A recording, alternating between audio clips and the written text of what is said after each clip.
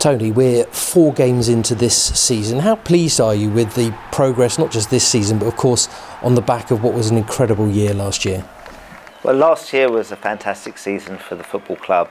And to finish in our highest position, to play such good football, it was a dream for all Albion fans. And start of this season, very, very motivated to have another exceptional season, and I'm really happy with the start so far. Did it feel like a landmark year for the club? Not just on the pitch, but off the pitch as well. Yeah, in many ways. I mean, we had the pre-season tour, the Premier League series, which went really well. We've never had such high quality opposition for friendlies. To be in our first season in Europe, everyone at the club is so looking forward to it, and then to have such a brilliant squad of players with fantastic head coach. Yeah, what's not to like about being a Brighton fan at the moment? Because we haven't actually spoken properly since obviously all the changes last season, so it must have been quite difficult with Graham leaving, Roberto coming in. Was it beyond expectation maybe what you achieved in such a short period of time?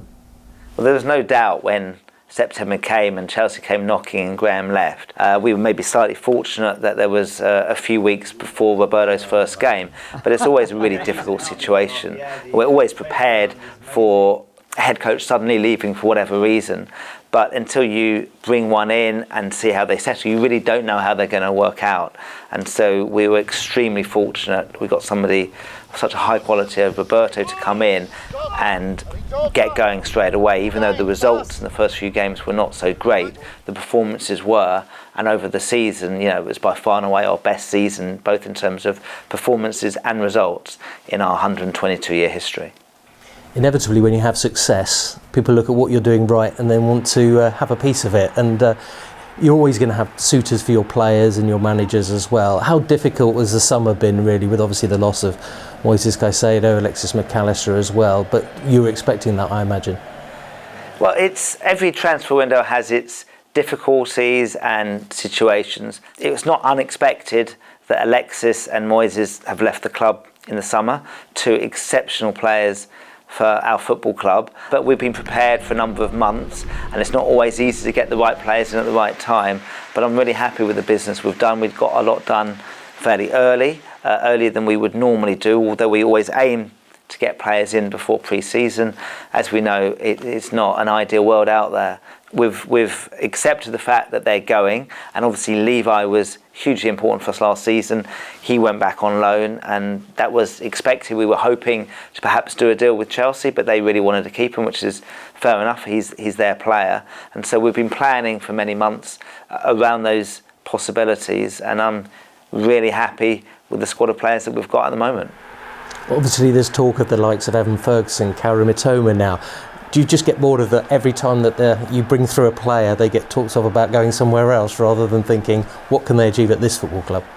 Well, I prefer to be in a situation that lots of clubs and lots of the media are talking about our players, which means we're doing something right as a club, and obviously those players are performing really well on the pitch. So I prefer to have that problem. But now we're at the end of the transfer window, that's all gone, and we know we've got a set of players competing in 4 competitions. It's going to be hugely challenging. The Premier League is by far and away the best league in the world, and Europe for the first time, Europa League is a tough European competition, and our group is obviously with Marseille, Ajax and Athens, 3 very good teams with huge amount of European pedigree, plus obviously Carabao Cup and FA Cup. So we know we've got our work cut out, but it's something we're all looking forward to with lots of enthusiasm and confidence.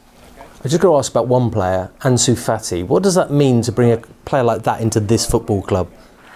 Well, bringing in Ansu Fati, is a wonderful thing for our football club to do, and it wasn't one that we'd even really talked about much until the last few days of the window, with obviously Julio's injury and Ansu Fati, between him and Barcelona deciding maybe it's the best thing for him to go on loan for a year. So when we heard about it, Roberto was extremely keen. I was very excited, and we managed to get a deal done very late. And so, it's a big lift for everyone at the club, all the players, and obviously our fans, going into this exciting season. You mentioned Roberto there. We're coming up to a year at the football club. Just tell us about the impact for you, what he's brought to this club, both on the pitch and off it as well.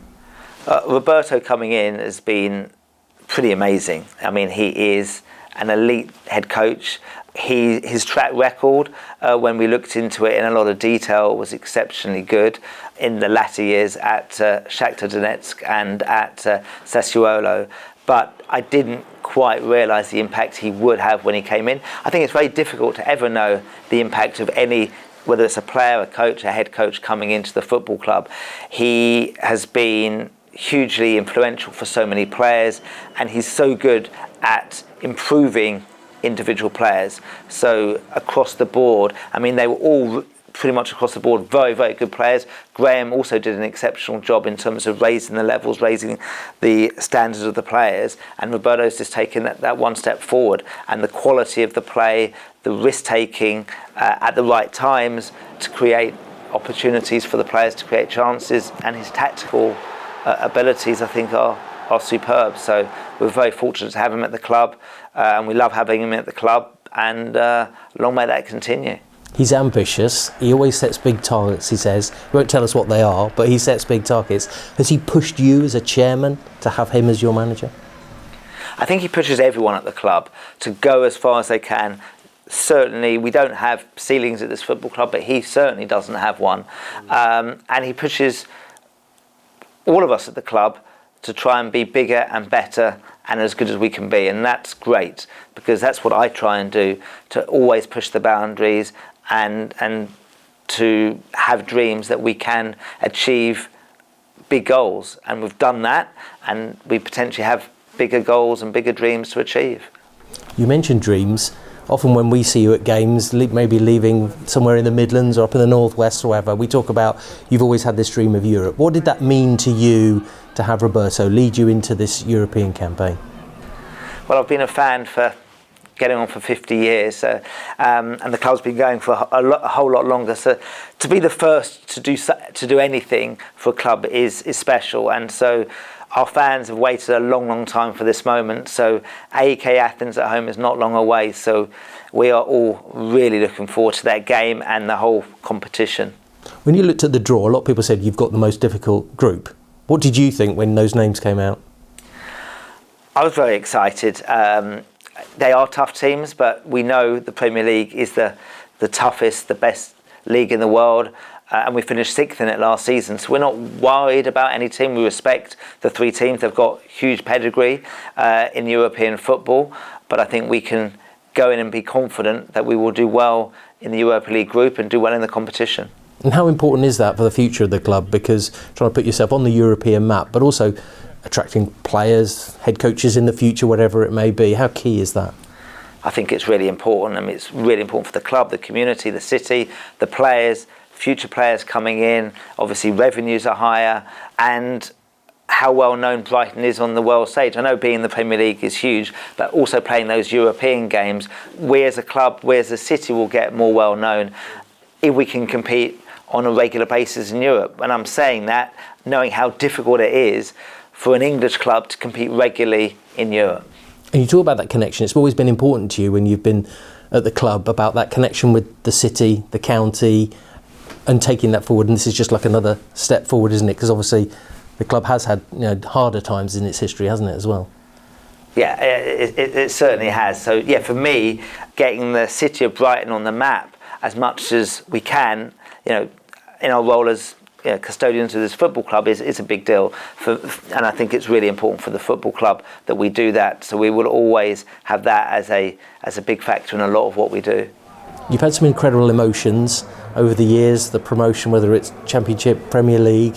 What do you think you'll be feeling like on that first game against AEK Athens? I'm not quite sure how I'll be. I think I'll be quite proud, and I'll be full of excitement. And obviously when the game kicks off, like any 90 minutes of football, the emotions are very high. Hopefully we can get the result that we all want and we get the 3 points. And you are a fan. What would your message to the fans be ahead of this European campaign? My message is to all of our fans to enjoy the fact that we're in Europe for the first time, enjoy the occasion, be in the moment, and hopefully the players and the club will give you lots of moments this season to enjoy both in Europe and the Premier League as well.